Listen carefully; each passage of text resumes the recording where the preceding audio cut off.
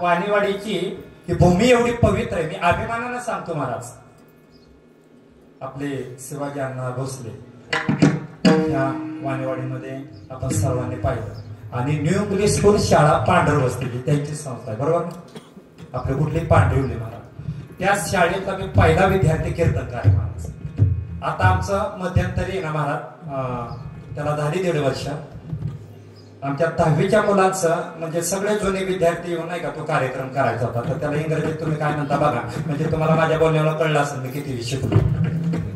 एक बोलू तुम्हाला, कसा बसा तरी 10वी पास झालेला माणूस आहे, कसा बसा तरी. आणि जी मुलं सगळी बँचेवरती पुढे बसायची ना, मला त्यांच्याकडे बघून वाटायचं बरं का, हे वकील होईल बरं का, हे डॉक्टर होईल बरं का, हे इंजिनियर होईल बरं का. आणि सर काय करायचं आमच्याकडं म्हणजे नाही का मुलांना अशी मागं बसवायचं, आम्ही पाठीमागच्या लाईनी.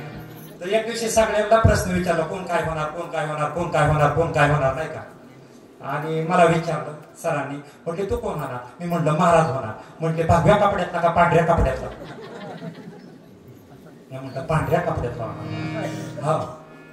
आणि काय नाही महाराज, खरंच भाग्य असं आहे, जेवढे पण त्या शाळेतले ज्ञान मंदिरातले माझे जेवढे शिक्षक वृंद आहेत ना, मॅडम असतील, शिक्षक असतील, मला एकाही शिक्षकांना शेवटपर्यंत टोकलं नाही 6वी ते 10वी पर्यंत की तू ह्या विषयामध्ये कसा आहे, अभ्यासाकडे लक्ष दे. मला आहे ना सगळ्या सरांनी सपोर्ट केला. तुमच्या इथले बघा अरविंद महाराज फरांदे म्हणून सर आहे, ते माळकरी आहेत, प्रवचन करता शिक्षक सुद्धा आहेत त्यांनी. आणि एक कारखान्याचे ननवरे सर म्हणून आहेत बघा, ते आता सध्या आहेत तिथं.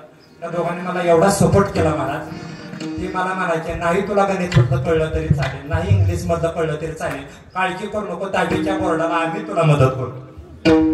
म्हणले तू तुझा संप्रदायावरची जी निष्ठा आहे, तू तुझ्या संप्रदायाचा जो अभ्यास आहे, तू कधी थांबू नको. आणि खरं बोलू का, मी बऱ्याच विषयात नापास होतो, पण मराठीत मात्र मला 91-92 मार्क पडायचे महाराज. मराठीत फक्त मला तेवढं समजत होतं महाराज. आणि बघता बघता असं झालं महाराज, त्यांच्या कृपाशीर्वादानं त्या शिक्षकाच्या मुखातील ब्रह्मवाणी प्रसवली.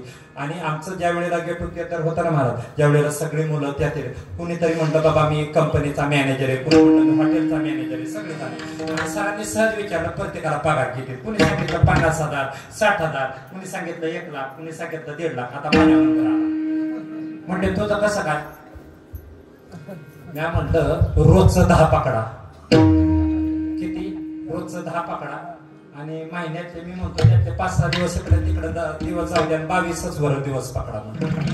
तर महाराज जेवढी सगळी होती का सगळी पाया पडून गेली, 500 बी देऊन गेली. बोला विठाला विठाला.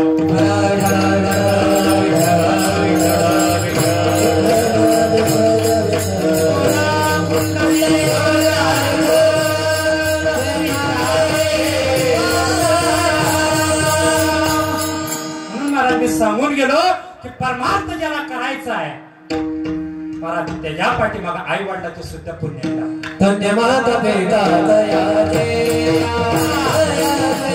धन्यवाद बेटा दया